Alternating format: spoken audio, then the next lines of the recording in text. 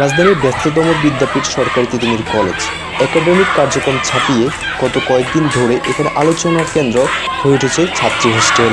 অভিযোগের তীর ৩ শিক্ষার্থীদের দিকে, যাদের বিরুদ্ধে বিশৃঙ্খলা ও নিয়মভঙ্গের দায়ে হল ছাড় নোটিশ জারি করেছে কর্তৃপক্ষ। তবে অভিযুক্ত শিক্ষার্থীদের দাবি, কোনো সুনির্দিষ্ট প্রমাণ ছাড়াই রাজনৈতিক প্রতিহিংসার বশবর্তী হয়ে তাদের বের করে দেওয়া হচ্ছে। এবং আমাদের যারা ছোট বোনরা হলে অবস্থান করেছিল আমরা সহ, তাদের যে তখন মানসিক পরিস্থিতিটা শুধুমাত্র একটা দল করা তো কারো অপরাধ হইতে পারে না ভাই। হ্যাঁ, তখন প্রশ্ন আসতে পারে যখন সেই দল দ্বারা কোনো প্রভাব ফেলা হয়, সেটা নেতিবাচক আসতে পারে। এর বাইরে তো সেখান থেকে কোনো কথা আসতে পারে না। সেই পর্যন্ত যাওয়া অবধি অপেক্ষা না করে রাতের অন্ধকারে যারা কি পরিমাণে মানসিক ভয় থেকে তারা নেমে আসছে আমার জানা নাই যে তাদের এত রাতে নেমে আসার রিজনটা কি ছিল, বা হয়তোবা তাদের ভিতরে কোনো একটা ভয় ছিল যে এটা উত্থাপিত হতে পারে, তার আগেই আমাদের এই মত সৃষ্টিটা করা উচিত। এই প্রশ্নগুলো কিন্তু থেকে যায়। হ্যাঁ, তো সাধারণ আর অসাধারণ বলতে কোনো কিছু নাই। তিতুমির কলেজে সবাই আমরা শিক্ষার্থী, কেউ দল করে কেউ করে না। ছাত্র রাজনীতি থেকেই একদম বড় রাজনীতিবিদ তৈরি হয়, সেটা মাথায় রেখে এখানে রাজনীতিতে সবাই যুক্ত হয়েছে। এর বাহিরে নেতিবাচক যে ইফেক্টগুলো আছে সেগুলোকে আপনারা বয়কট করতে পারেন, কিন্তু রাতের বেলা মত সৃষ্টি করে নয়। সততা আর পাল্টাপাল্টি অভিযোগের ভেড়াজালে ক্যাম্পাস জুড়ে এখন অস্থিরতা। তবে ছাত্র দল ও বিভিন্ন সংগঠনগুলো চাচ্ছে সরকারি তিতুমির কলেজে ছাত্রী হোস্টেলের রাজনৈতিক এজেন্ডা থাকবে এবং তারা সেই অনুযায়ী কার্যক্রম পরিচালনা করবে। তবে প্রশাসন যে অভিযোগের কথা বলছে তা ভিত্তিহীন বলে উড়িয়ে দিচ্ছেন সাধারণ শিক্ষার্থীরা।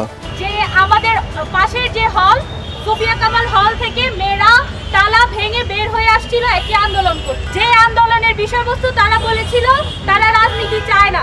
প্রথমেই আমি বলে দিতে চাই যে 3টি মেয়েকে বহিষ্কার করা হয়েছে, হলে সিট কাটা হয়েছে, তাদেরকে কোনো পলিটিক্যাল ইস্যুতে সিট কাটা হয়নি।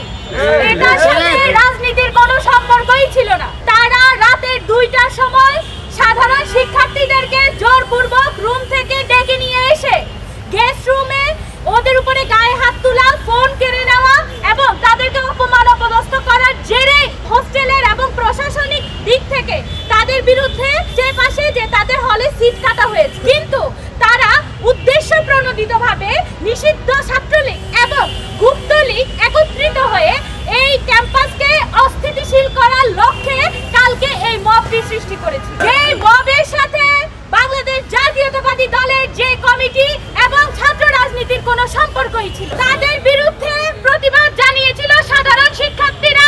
তাদের ওই সাধারণ শিক্ষার্থীদের প্রমাণ এবং তথ্যের ভিত্তিতে আমাদের প্রশাসন তাদের বিরুদ্ধে ব্যবস্থা নিয়েছিল, কিন্তু তারা মিথ্যা তথ্য ছড়িয়ে কালকে একটি মব সৃষ্টি করেছে। তাদের মতে এটি কোনো সাধারণ শৃঙ্খলা ভঙ্গের শাস্তি নয়, বরং ভিন্ন মতের কারণে রাজনৈতিক প্রতিহিংসার বহিঃপ্রকাশ।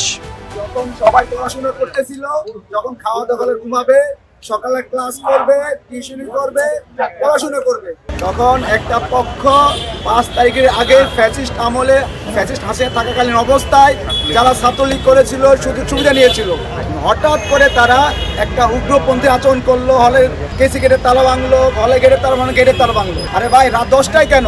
আপনি যদি আপনার অধিকার আদায়ের জন্য দিনের বেলায় আসেন, দিনের বেলায় প্রশাসনের সাথে কথা বলেন। আর একজন ছাত্রী, একজন ছাত্র রাজনৈতিক পরিচয়ের বাইরে তার প্রথম পরিচয় হচ্ছে ক্যাম্পাসের স্টুডেন্ট। যে ক্যাম্পাস স্টুডেন্ট হলে থাকবে, তার রাইট আছে হলে থাকার।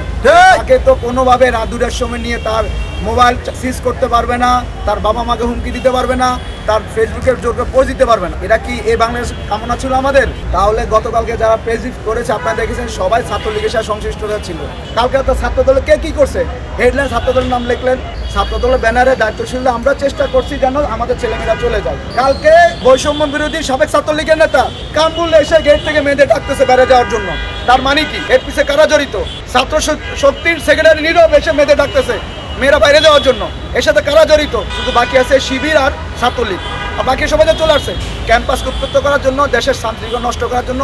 যা যা করার গুপ্ত শিবির সাবেক ছাত্রলীগ তাই করতে।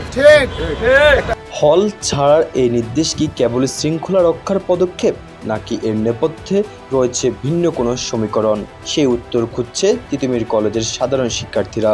কর্তৃপক্ষের দাবি, হলের সুষ্ঠু পরিবেশ বজায় রাখতে এই কঠোর সিদ্ধান্ত। ডেস্ক রিপোর্ট, বিপ্লবী বার্তা।